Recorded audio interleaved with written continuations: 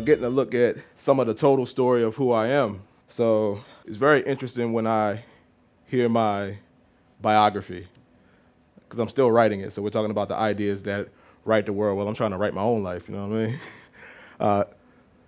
So most people only kind of focus on that part, the bottom left there. But I want to introduce them to the totality of my story, not just Dr. Fakunle, but David. So Dorley's husband, Cruz Matisse's father, Dr. Mama Deborah's son, Baba Taiwo's son, Mary's brother, an African drummer. I might give you all a little bit of that. And a storyteller. And yeah, also a Hopkins-trained epidemiologist and faculty at 3 universities at the same time. Wow. It's the totality of the story that I am obligated to share with my audiences anytime I get that chance. And part of that story includes a yellow ribbon. I'm gonna tell this real quick. John and Mary were the best of friends. They did everything together. They were inseparable. You're talking about lunch, homework, over each other's houses after school, school itself, inseparable. One thing that John always noticed about Mary is that she would wear a yellow ribbon around her neck. And he would ask her, "Hey, Mary, what's up with the yellow ribbon?" She would always play it off. Now, you're talking about 2 people that were so inseparable through middle school, through high school, even went to the same college together. They became more than friends. They fell in love, got married, had a beautiful wedding. You know what John noticed at the wedding as they were going on their honeymoon? That yellow ribbon around Mary's neck. And he's saying, "Baby, what's up with this yellow ribbon? I see it on you all the time, but what's the significance? What does it mean?" And she played it off again. And you know how life just goes and goes and goes. So children, successful career, travel, lives of fulfillment. And now it was time for them to part. And as John was giving Mary his final goodbyes, sharing his last bit of love that he could in that incarnation, he had to ask one more time, "Baby, before you go and leave this earth, why do you wear that yellow ribbon around your neck?" And in her last act of love, Mary untied that ribbon from around her neck. And her head fell off. Now, what is the significance of that story and the chronology of my life? Yeah, I love that look on your face right now. It's because of this woman. Mary Carter Smith was once Maryland's official griot. A griot is a black storyteller, a keeper of the culture and the African tradition, and she was Maryland's official griot. She had a radio show for 25 years called The Griot for the Young and Young at Heart, and I happened to listen to that radio show Saturday mornings at 10 a.m. on my way to a bunch of rehearsals because I never had a Saturday to myself. And that must have been the one story I remembered, because when I had my chance to tell that story, I did, and she happened to be in the audience. She was so impressed by my rendition, which happened at the mansion at the National Great Blacks and Whites Museum in Baltimore, Maryland, that she mentioned me on her radio show the next week. She eventually reached out to my mother and asked if I could join her on her radio show to read stories. And all the while staying in that house waiting to get picked up, I absorbed all this knowledge, wisdom, and understanding from a giant in black storytelling. It's like learning baseball from Babe Ruth. It's like learning basketball from Michael Jordan. She was on that level. I was one of her last proteges. So anytime I talk about storytelling in any of the ways that it shows up in my life, I must honor her. I'm a researcher. We talk about correlation and causation. That's causation. And I have to honor this causation. So why storytelling? Because most people in this world know me for storytelling. So let me continue to make the case. Why storytelling? Because the first step in the acquisition of wisdom is silence. The second, listening. The third, memory. The fourth, practice. The fifth, teaching others. I love being able to break this to any audience that I'm in front of. You all are storytellers. Every single one of you is a storyteller. Whether on your phone, whether you're chit-chatting in between the different talks, whether you're doing you're a storyteller. The main difference between me and most people that I meet is that I'm an intentional storyteller, because I know that voice is power. When I get to share my truth, there's a lot of power behind that. So one of the things that I'm required to do, just like Mama Mary did for me, is to activate that power, whether it's students, whether it's community members, whether it's policy members, doesn't matter. But just as important as voice is, listening is just as important. You don't have storytelling without story listening. Listening is acknowledgement, and let me tell you the difference. You can hear all you want. That's a natural response based on our bodies, our configuration. Listening takes intent. That means you're willing to absorb the message that you're hearing. So it's very important to listen to the stories, not just tell them, but ultimately it's a mutually beneficial exchange. There are very few things in this world that feel like they're mutually beneficial, but let me continue to make the case. Storytelling is one of them. So this is something that we all participate in 24/7, 365. Communication is storytelling. The question is, how intentional are you about it?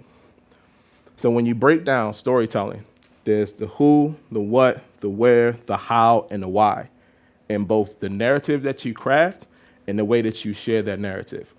All of those aspects must be intentional. Who's in the story? What's the story about? Where's the story taking place? When's the story taking place? How does the story happen? Why does the story exist? Who's telling the story?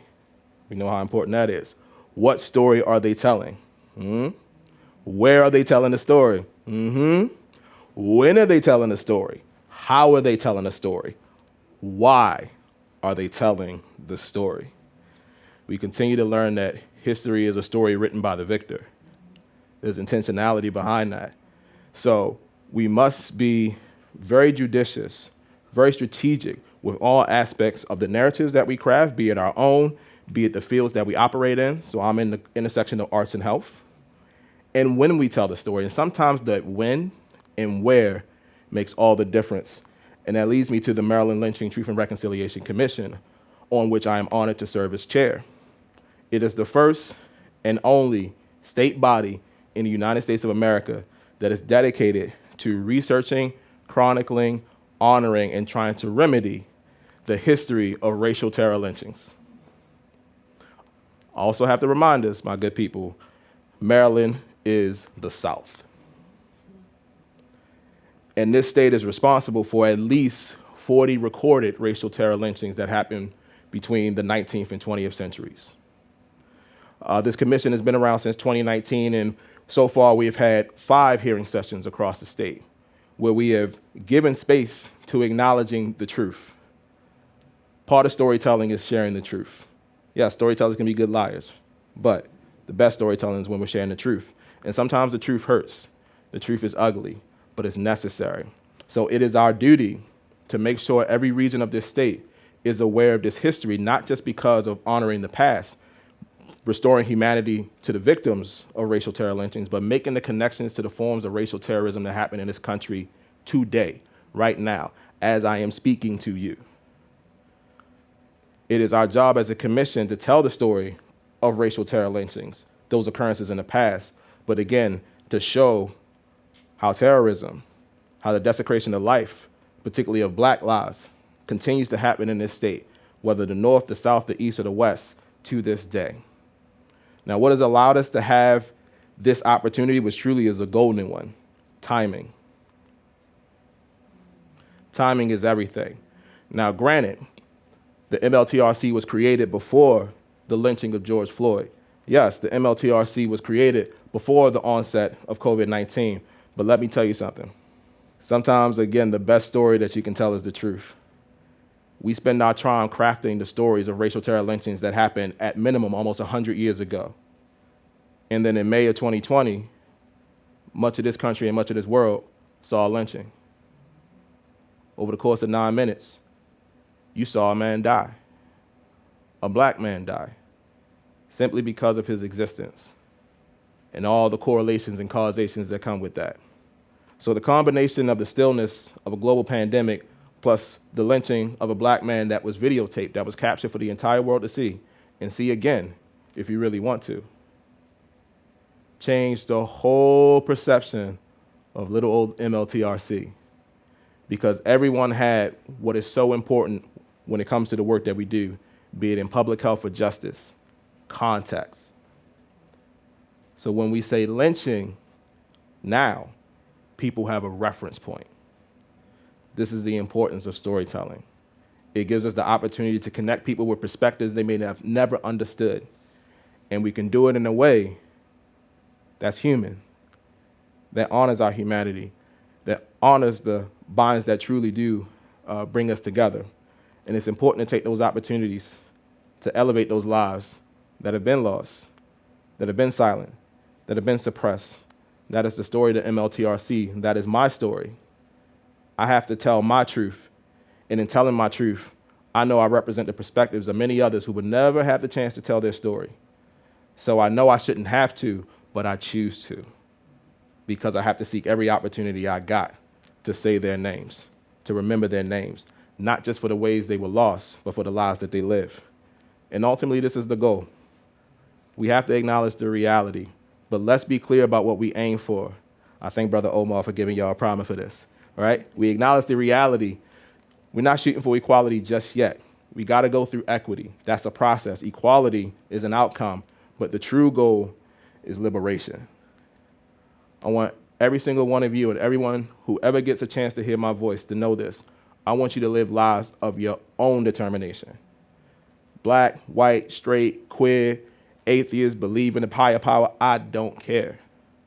My duty to you as a human being is to do everything I can to give you the opportunity to determine happiness the way you want to determine happiness. Because whether you meet David, Dr. Fakunle, chair of the MLTRC, know this. I love you, I appreciate you, and all I want for you is to be happy. That's it. So this is why the lion's tail is important. Until the lion tells their side of the story, the tail of the hunt will always glorify the hunter. If you remember nothing of me after this moment, know that you must tell your story, because if you don't, someone else will. And I can guarantee you it's not going to be in your favor.